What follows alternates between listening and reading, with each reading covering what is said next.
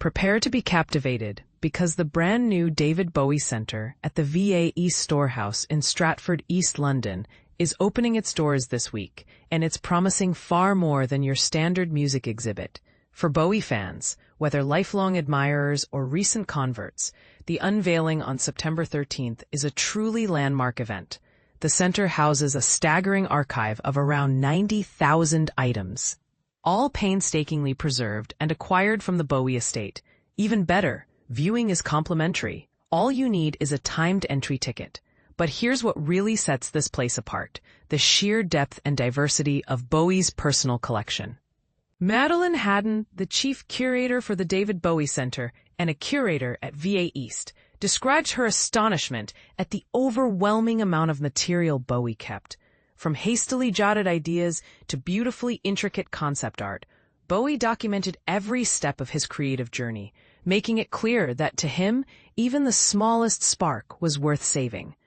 This habit offers tremendous insight not only into Bowie's own mind, but also serves as inspiration for creators everywhere, showing that no idea, however unfinished, is ever truly insignificant. Among the archive's gems, Haddon singles out Bowie's well-used paint palette, brushes, and palette knife, unassuming objects that reveal his artistic reach beyond music. There's also a cherished framed photograph of Little Richard, the legendary artist Bowie credited as the spark that ignited his career. This photograph remained with Bowie throughout his life, symbolizing the lasting influence of his early idols. And this is the part most people miss. Bowie's impact wasn't limited to music. The centre features Library of Connections, a hands-on exhibit mapping Bowie's influences and his continuing legacy in pop culture, from iconic sitcoms like Friends to modern stars such as Charlie XCX and Janelle Monáe. Curious about projects Bowie never saw to completion? You'll find his notes for an unrealized musical based on George Orwell's 1984, a fascinating peek into a creative mind never content to settle into one genre.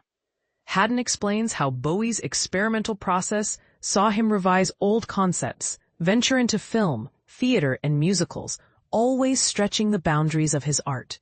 Get ready for more than nostalgia. While the VA's earlier David Bowie Is exhibition presented a traditional display of original memorabilia and drew a global crowd of more than 2 million visitors, Haddon notes that the David Bowie Centre stands apart as an immersive, dynamic archive and a hub for learning, exploration, and engagement, not simply a static museum space.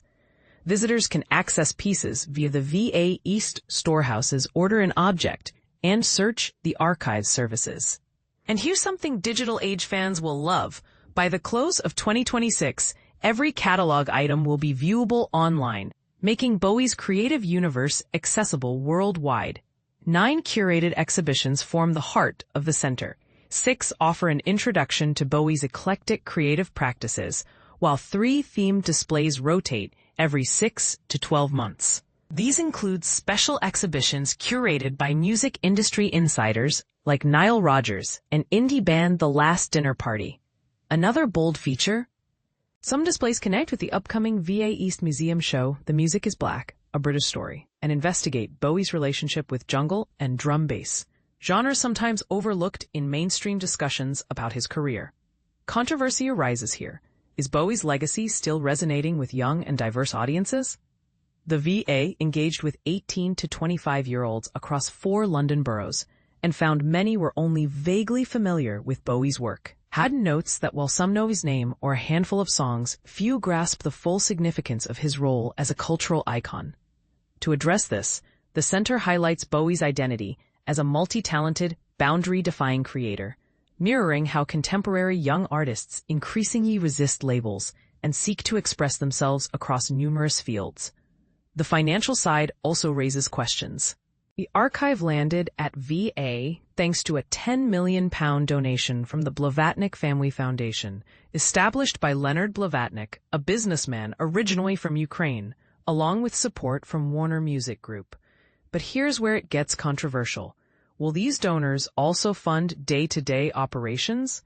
The VA says the center's activities are included in the overall storehouse experience. but no earmarked budget exists for future acquisitions, meaning any new Bowie artifacts will go through the broader VA collection process.